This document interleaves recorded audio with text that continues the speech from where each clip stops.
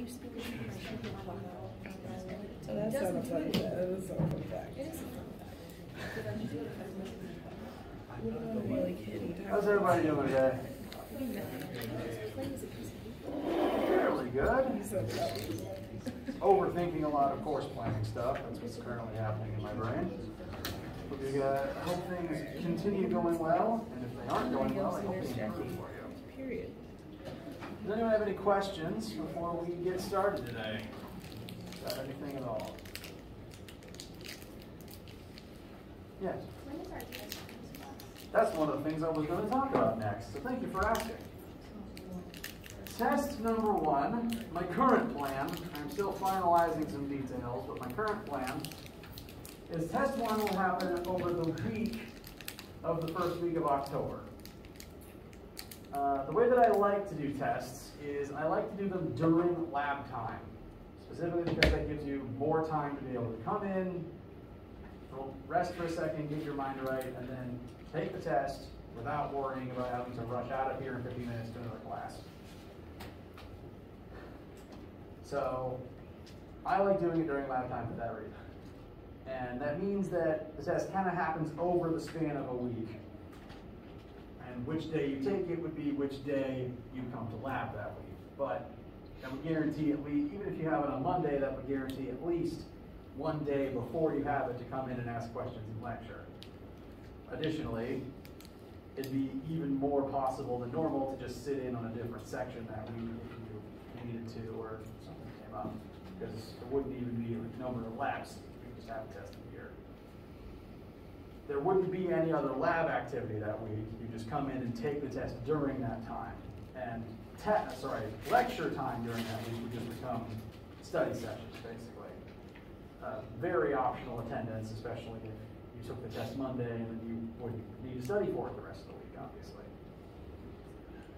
So the test, I'm finalizing details because it's a little different this semester since I have a different person to myself overseeing half of my labs. So there's more coordination than normal. So that's the current plan. And that would put it during this first week of October. I don't know why. The word May keeps wanting to come out of my mouth, but that makes 0 sense.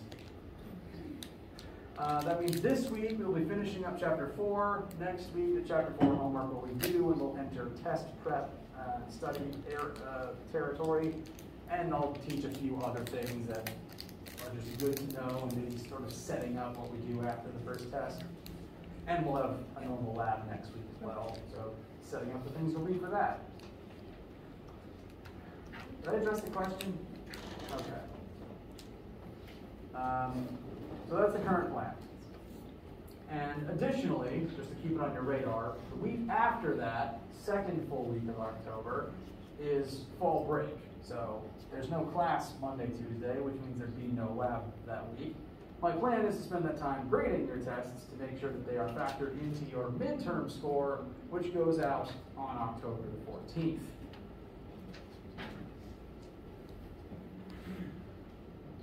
How does all this information feel, and do you have any questions about it?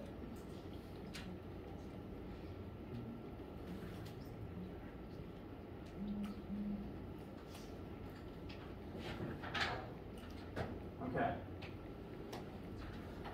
So, if you want a definitive date for your test, mark on your calendar either the 3rd, 4th, 5th, or 6th, whichever day you normally come in for lab. If, for any reason, athletics, doctor, whatever you've got, your normal lab date doesn't work that week, let me know. Sitting on one of the other times is fine, but if you can't sit in on another time, we'll just have to figure out a different time in the week for you to be able to do that. So, for the concrete date to write in the calendar to make sure and plan around, mark off 3rd, 4th, 5th, or 6th of October based on when you normally come to lab. Cool?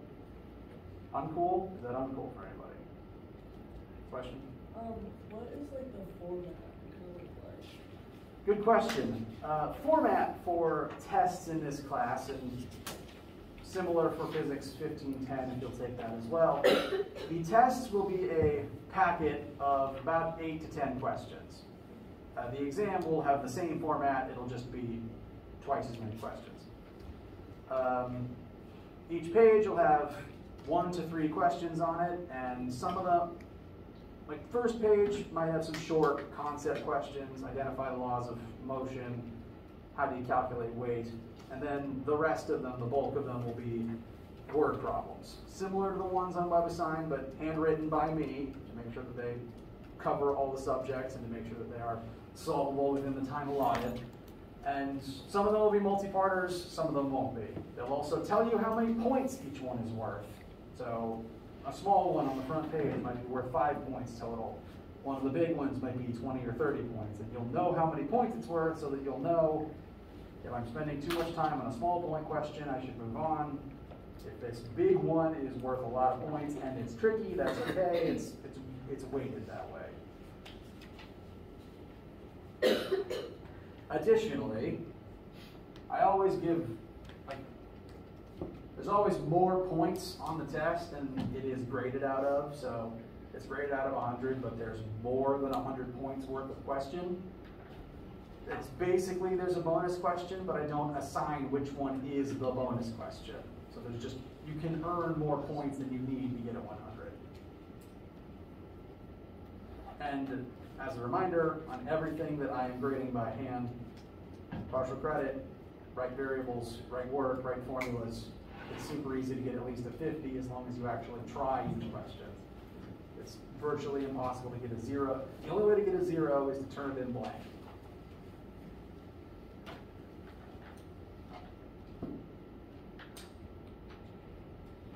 I got a little off from the original question there. Did that address the concern? Okay. Oh, and if you really want to see what the test looks like, there's going to be a practice test on Brightspace. And going over that will be one of the things that we start doing in the coming weeks. I always write the test first, and then I write the practice test to make sure it covers the same stuff and has similar types of questions on it, obviously not identical ones, to make sure that you're practicing the right things. There's already a practice test on Brightspace. However, it's one left over from a previous year. And in that previous year, test 1 was on chapter 1 through 5, and test 2 was on chapter 6 through 8. This year, just because of where fall break is falling, it's going to be test 1, chapter 1 through 4, test 2, chapter 5 through 8. So I'm just switching where 5 goes because of that cutoff.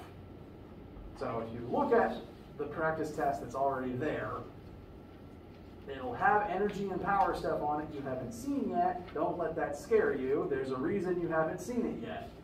But if you want to look at it for an idea of the formatting, it's a little rough because it's literally just practice questions thrown together into a Word file, but it'll give you an idea. And the questions are all good practice, I promise. But I'll be putting in a more up-to-date version for this class with the more relevant chapter cutoff within the week. Within a week of today. Yes?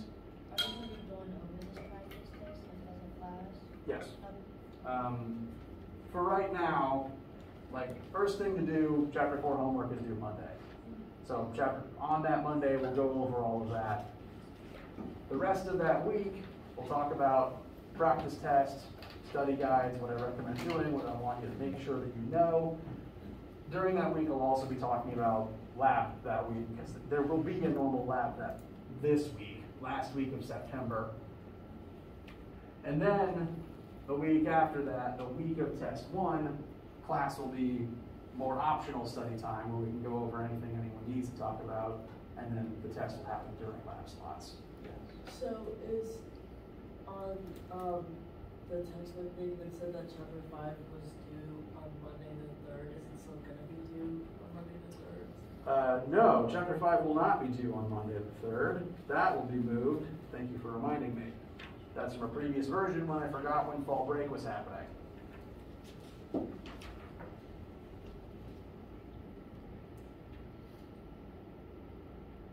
Any other questions? It is okay if you come up with more later. I have one other miscellaneous announcement while we're talking about assignments and stuff. I mentioned chapter 4 homework and quiz are due Monday the 26th. Quiz particularly I want to talk about because the Chapter 3 homework and quiz went very well. Everyone did very well on them. But one of the main issues that students came to me about was actually to do with the quiz timer. Every WebAssign assignment can have different settings on it, like for number of attempts or does it have a timer. And for one, it keeps posting quizzes with wrong settings on them.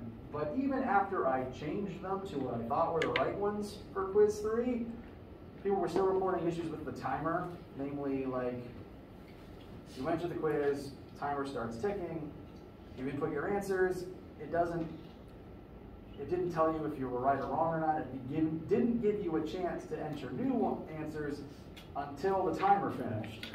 But when the timer finishes, you can't load the quiz anymore. So that's a problem. Timer was causing more problems than it's worth, so I just removed it. Future quizzes won't be timed. You'll be able to load them, close them, reload them like the homework. The difference is the quizzes will have a attempt limit of 5. Each question will have 5 attempts, just to kind of input some sort of a pseudo stressor to kind of simulate, can you sort of do this in a stressor environment like the test. It's not a very high stressor. Quizzes are still super low stakes practice, 5% of your total grade. That's just the best way I could do, the best I could think of at the moment that just didn't involve that buggy timer. So that's just the announcement. Quizzes won't be timed moving forward. There'll just be an attempt limit. Cool? Uncool? Anything else on anyone's minds before we continue with Chapter 4 today?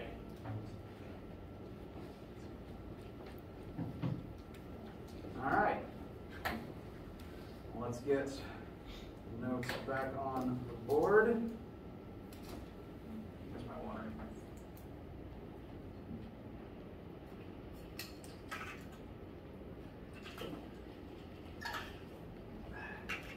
So on Monday, we continued in Chapter 4 by introducing the idea of force, but then spending most of the class talking about friction. We're going to kind of reverse that today. We're going to start today by doing a tiny bit more friction work, and then we're going to spend at least the back half of class looking at a tension example, since tension is going to start showing up on your homework for this week, and it will also show up in lab for next week.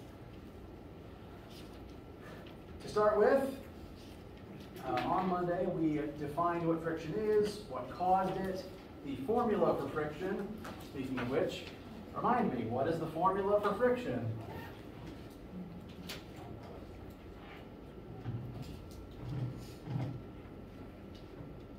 Normal force times mu. Very good. So the N stands for normal force. Normal force times mu, which is the coefficient of friction, will give you the force of friction.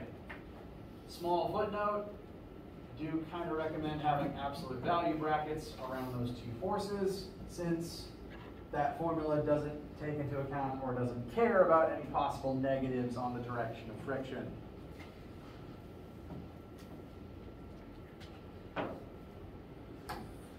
And with that information, we looked at an example involving a box sitting on the floor, and we determined what the force of friction holding it in place was and what the coefficient of friction that caused that friction was.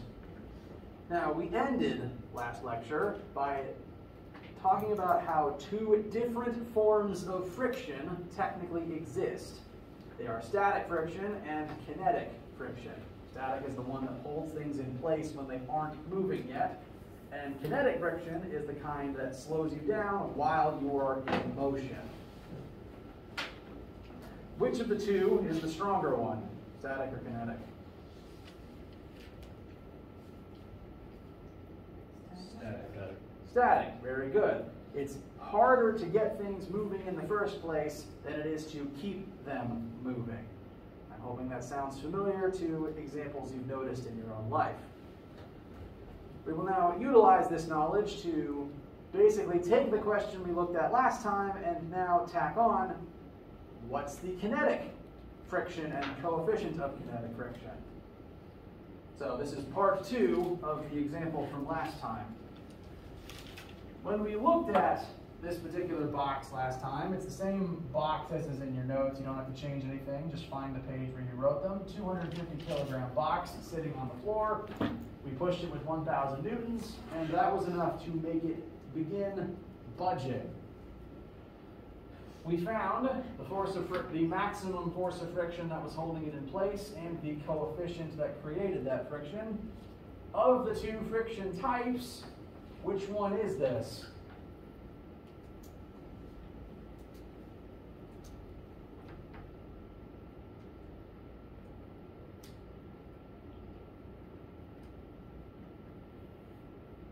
If the purpose of the question when we looked at it before is it's not moving until we push it with 1,000 newtons and then it begins budging, which type of friction is the one that was holding it in place?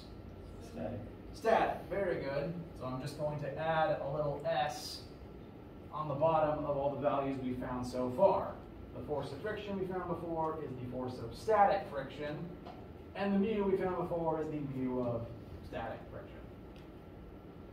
Now we're going to switch things slightly and find the kinetic versions instead. So, bless you. Originally, push the box with 1,000 newtons, and that's the point where it will begin moving. In order to do that version of the question, we assumed that the net force acting on the box was 0. We know from Newton's second law, force equals mass times acceleration on the upper left over there. Since the box wasn't accelerating yet, we weren't powerful enough to overcome, we weren't exerting enough force to overcome friction yet. The box wasn't accelerating, therefore acceleration of 0, net force of 0. That's the case for any scenario where static friction is involved. Things aren't moving, acceleration has to be 0, net force therefore has to be 0. That is no longer the case if kinetic friction is in charge. So in this modified part 2 of the question, we use 1,000 newtons of force to overpower static friction and make the box budge. We continue applying 1,000 newtons of force, and now the box is going to accelerate at a rate of 1 meter per second squared. That should say squared, I apologize.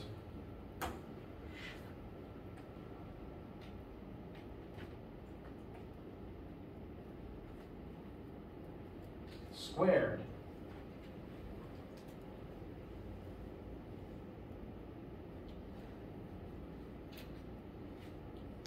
With this new acceleration, our goal is to find the force of kinetic friction and the mu of kinetic friction to compare to the static counterparts. So, if A equals 1 instead of equaling 0, what is that going to do to our net force on this box? Will the net force be 0 anymore?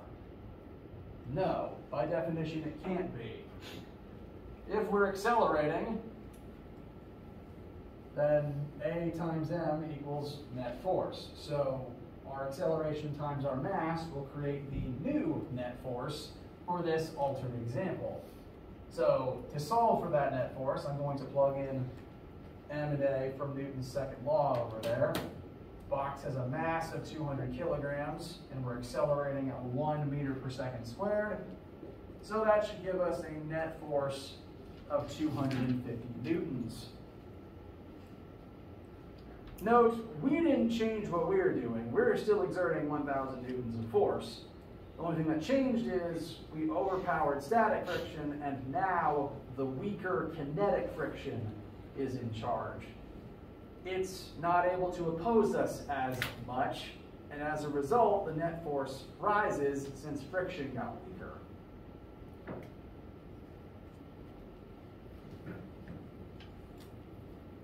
How does that feel so far?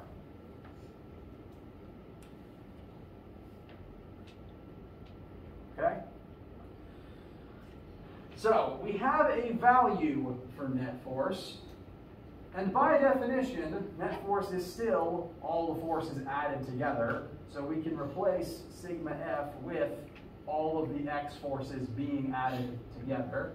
That's what I'm going to do on my next line here.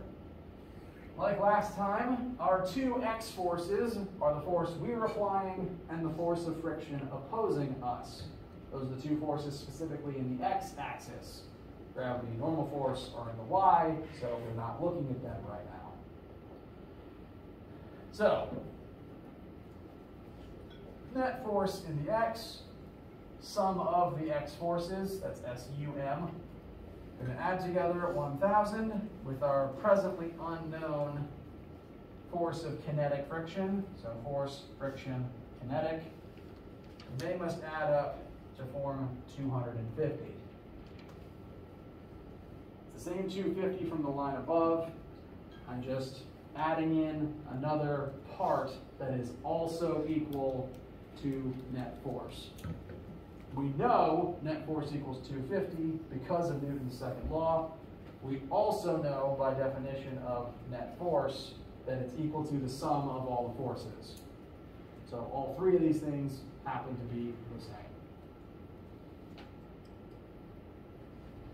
Questions about this line of algebra?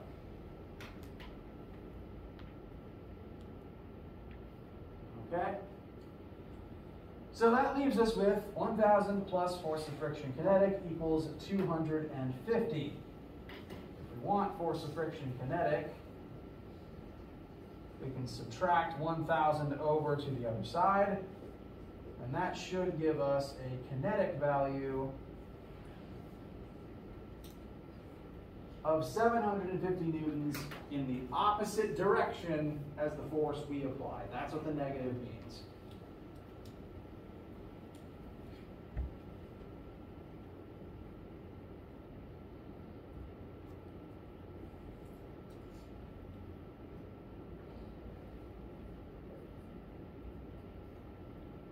Questions about arriving at that number or what it means?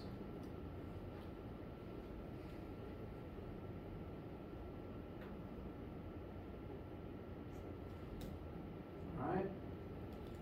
Well, now that we have a value for the force of kinetic friction, bless you, we can use the formula for friction to determine what the relevant coefficient is. There's technically two versions of this formula, one for static, one for kinetic. Basically, if you plug in kinetic friction, you'll get the kinetic coefficient. If you plug in static friction, you'll get the static coefficient, and vice versa, both directions. So, absolute value of our force of friction, 750. Equals the absolute value of our normal force. Last time we determined the normal force was 2450, so I'm just copying that number from before.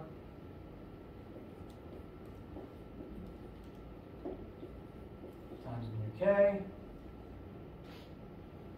And that should give us a final answer of mu k equals 0.306.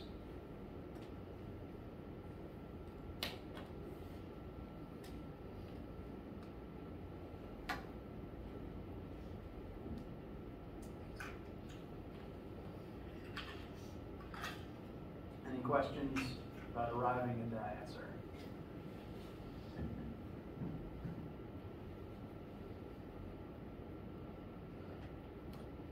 Okay. A couple things to point out. One, a question for you. What is the unit for the coefficient of friction? There is none. To everyone shaking their head no, well done. There is no unit for coefficient of friction. So you just have a number by itself for both coefficients. Last thing to point out, both values for kinetic are smaller than the corresponding values for static. This lines up with our expectation. Kinetic has to be weaker such that the same force that overcomes static is enough to keep it moving.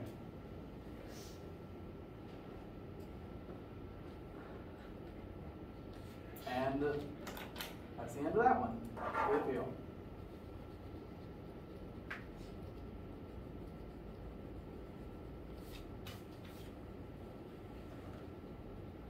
Okay. I want to switch gears now and look at a tension example, since tension and ropes are going to start showing up in your homework and in next week's lab. And it is okay to consider this your introduction to the idea of tension analysis, because pretty much all different types of questions in this class require different assumptions to make, require different sets of different tactics, and being able to identify what type of question you're looking at is key to remember, to then knowing what set of tactics to utilize for a question. So this is your introduction. My hope is this will serve as a good introduction to the tactics for applying tension in a question. So remember, tension is defined as the force exerted inwards on both sides of a rope. So here we have 3 different ropes holding up a box. We do have the mass of that box, 100 kilograms, and we know the angle that the 2 upper ropes are pointing at. You can ignore the things in red and blue. I'm leaving them there so that I don't have to rewrite them later. I'll get to them in a minute.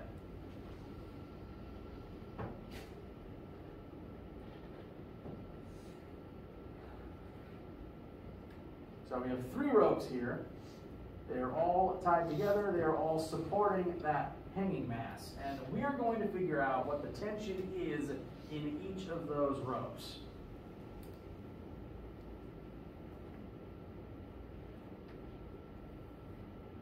First thing, I recommend just copying down the picture, and then I'm going to be drawing a bunch of stuff on top of it. Now, throughout history, various contraptions have had setups similar to this. Shop signs tend to hang from a combination of ropes and chains, just holding something in place above a shop door. Circuses, trapezes, all sorts of movie sets use things like this. The whole point is just ropes holding things, suspending them in place in midair. The tensions in each rope have to work together to create the desired outcome. And in this particular case, the desired outcome of this structure is to hold this box in place. The goal of this entire thing is for this box to have no velocity and to have no acceleration. If that's the point of this contraption, what will the net force be on every part of the contraption?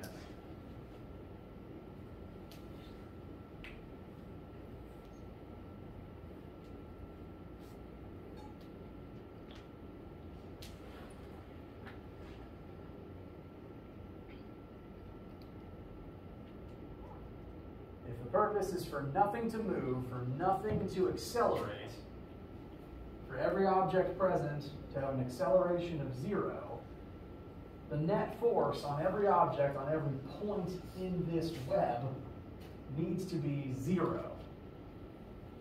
Establishing this up front will make all the steps that follow a little bit easier. The whole point of a structure like this, the whole point of a building, switch gears a little bit, is for the net force on everything to be 0. Because if the net force isn't 0, things are accelerating. And if any part of this is accelerating, it's braking and things are falling. Literally, an architect or a structural engineer, their entire job is make sure every single point, every single bolt on a building, net force equals 0. That's why the discipline is called statics, hold things in place. And we are going to be doing that here. We are going to look at a couple different points on this structure, determine the forces acting on those points, and those forces will add up to 0. That'll help us to find our answers. So this is one of the key assumptions to make this whole thing possible. Now, our goal is to find the tension in each rope. And the tactic that I recommend for rope questions like this is to look at them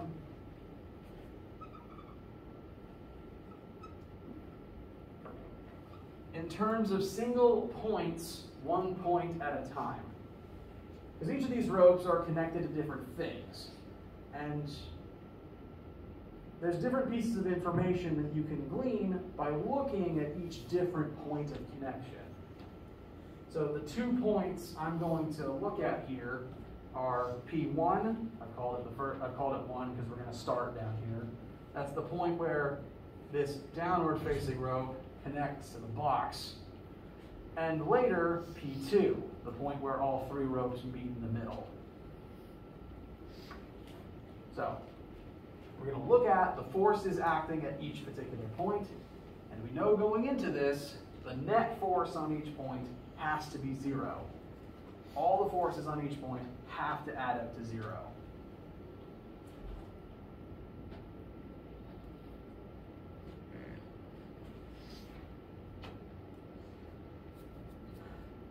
So we're going to start at P1 down here.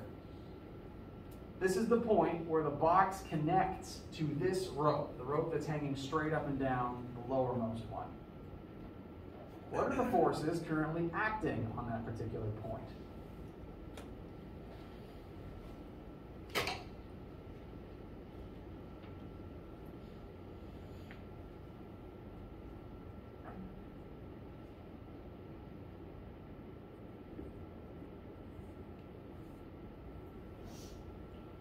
This is the spot where the box connects to the rope.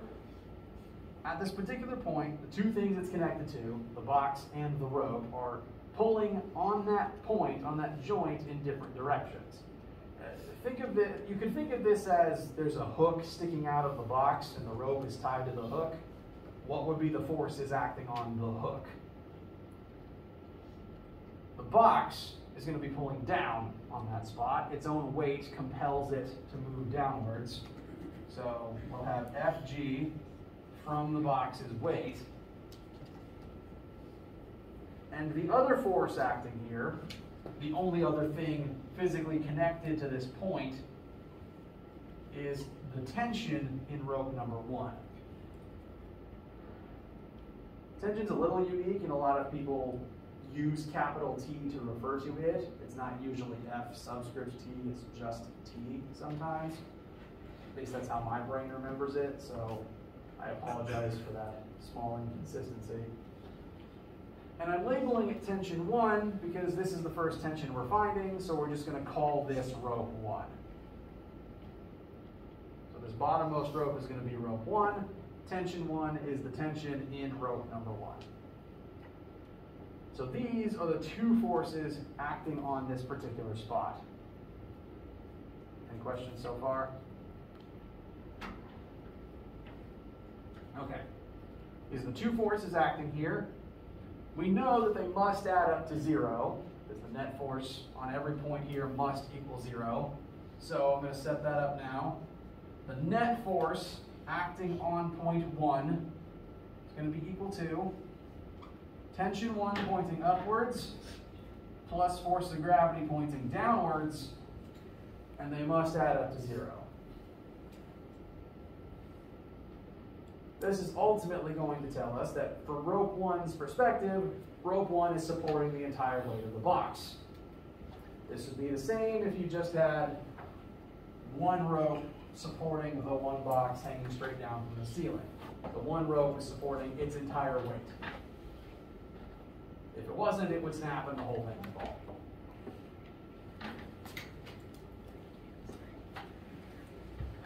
So T1, if we solve for it, would equal negative Fg. And since we know the box's mass, we can actually calculate its weight, which means this can just give us a value for T1. We can already solve for the tension in the first row. If you'll recall,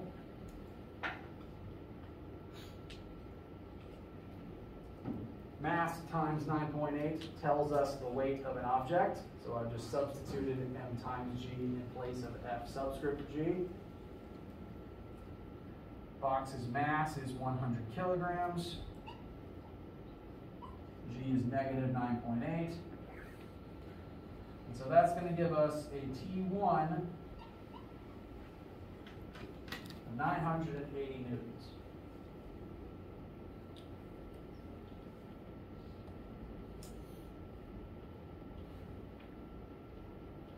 How does this feel so far?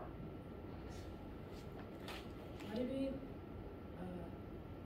I didn't understand what you said. I was wondering why it was positive when we had the negative. Yeah, so, well, yes, technically the forces add together to become 0. So I wrote it there as a plus sign. Move it over, it becomes a negative sign. And that negative ends up canceling the negative that's inherent to 9.8, giving us a positive answer, which makes sense because tension points up.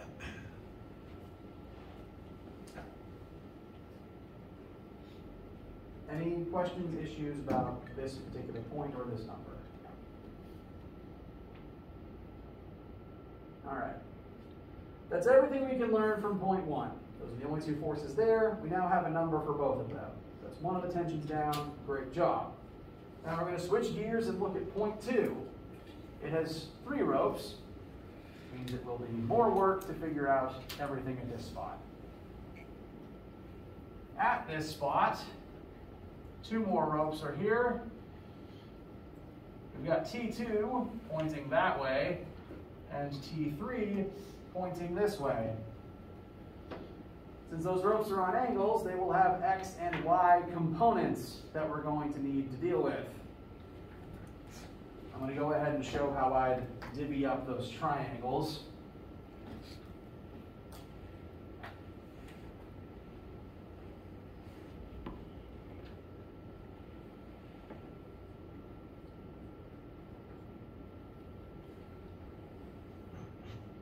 I like drawing my lines down from my vectors for some arbitrary reason. There's already an angle in the drawing, so you could just draw your vectors upward, and that wouldn't be a problem. I guess I just like to do them downward here so that they're separate and they don't overlap.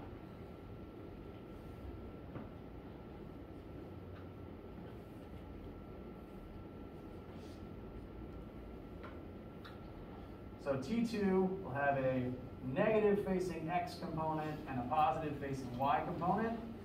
The way that I've drawn it here, the 45 degrees that is up here would also be down here, just similar angles between 2 parallel lines. And over here in blue from my last section, I left how I would solve for the components of that triangle, the X leg and the Y leg. For T3, looks much the same, just mirrored. And it's at 30 degrees. T3x, T3y.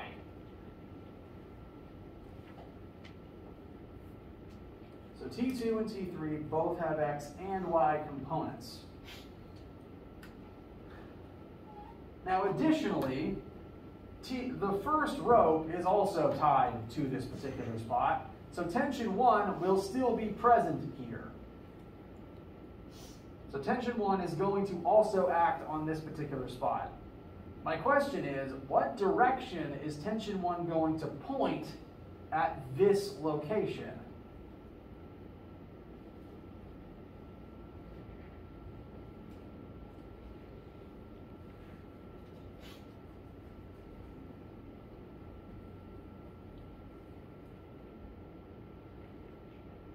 Would it be distributed in both?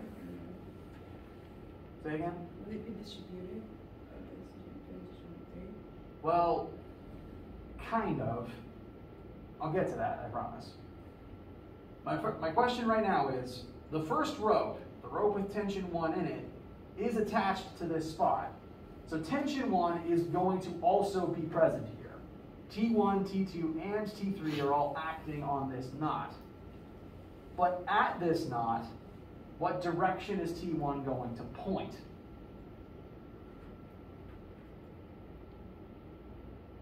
Down. If you recall, definition of tension, whoops, double whoops. I see what's happening now. Tension is the force a rope exerts inward on both ends. So on this side, inward points up. But on this side, inward points down. So it's the same T1 number, it's the same rope. It's just from the perspective of point number 2, T1 points in the opposite direction. Again, if you were thinking about it just as one box with a line straight upwards to the ceiling,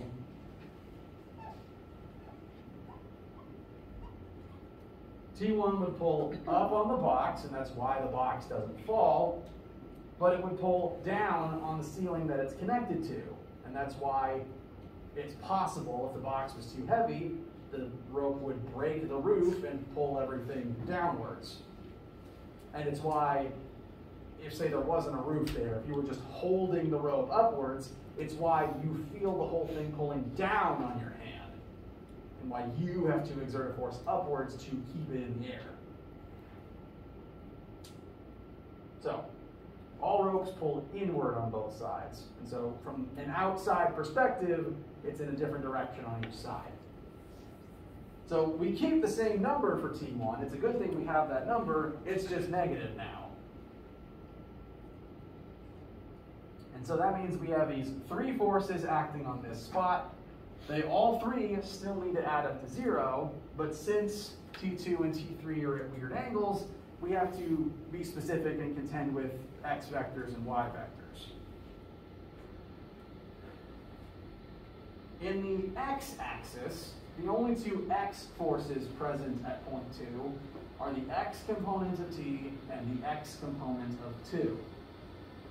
Note that they work against one another. They point in opposite directions. Why does the projector keep doing that today? So T3 tries to pull the knot to the right, T2 tries to pull the knot to the left. They just happen to balance out, and that's why the knot doesn't go anywhere. If it didn't balance out, it would swing from side to side. So here, again, still net force equals 0. Same thing that we did for the first point. It's just now, I guess I should be more specific. The x forces at point 2, there are x forces now, the x component of 3, the x component of 2. They work against each other to add up to 0. In the y-axis, there's 3 y forces present. T1, which pulls down this time. Then the y components of 2 and 3 both pull up, and they are a team trying to resist the effects of T1 downwards.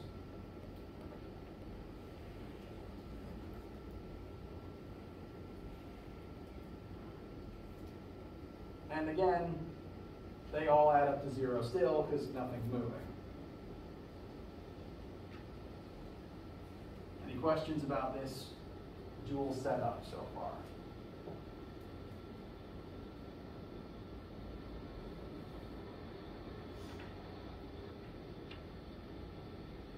Okay. Now, this is ultimately going to lead to 2 equations, 2 unknowns. We have 2 equations here. They're both in terms of tension 2 and tension 3. We just have to employ some trig to replace the specific versions of T3x or T2y with generic versions in terms of angle and T2 or T3. So I left these pieces of trig over here. This is just me solving for Ty and Tx for each one using the hypotenuse and the angle for each one. They look very similar, it's just a difference of T3 or Tx, sorry, T2 or T3, and then what angle is attached. And now I'm just going to take those and plug them into these to try to simplify them and make them just in terms of T2 and T3.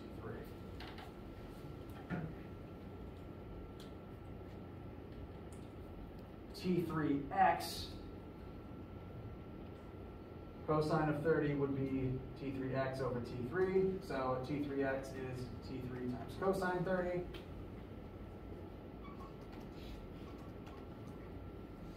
The x component of T2, cosine of 45 is T2x over T2, therefore T2x is T2 times cosine 45.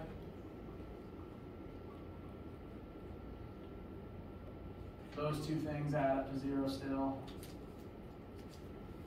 And then in the y-axis, T1, we have a number for it. It just points down this time, so I'm going to go ahead and plug in negative 980. T2y, looking at T2, sine of 45 equals, I might have said sine earlier, I apologize. The x's are cosine, y's, sine of 45 equals T2y over T2, therefore T2y is T2 times the sine of 45. And likewise for T3, T3y will equal T3 sine of 30. And all the y-axis stuff also adds up to 0.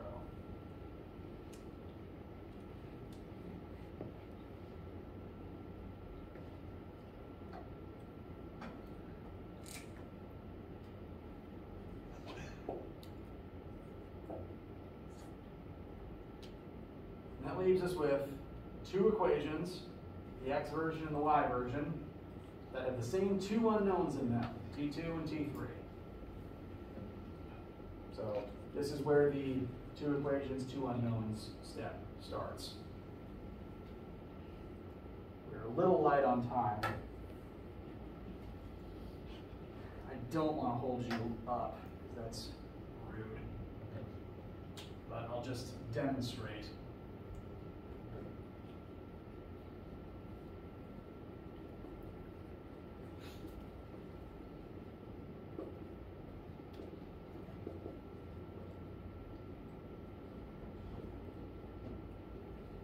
Demonstrate, we can finish it next time. If I take the x one, I can solve it for T3, namely send the T2 term over, divide both sides by cos 30. That gives me T3 equals T2 times cos 45 over cos 40. This whole thing can become a constant. It's just a number. That means that we can now write this instead of T3 in the second one, which means if we did that, if we made that replacement, the second one would have only T2s in it. We solve for T2, get a final number for it, plug that number back in here, we'll have a number for T3. I think the answer comes out to T2 is about 878 and T3 is about 717. We can finish that up next time. I don't want to rush that.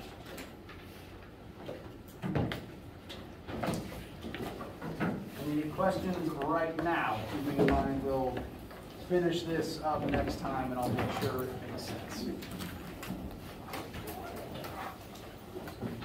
All right. Let me know anything you need, questions, etc. And if I don't see you for lab today, I'll see you for Friday for lecture. Have a wonderful day.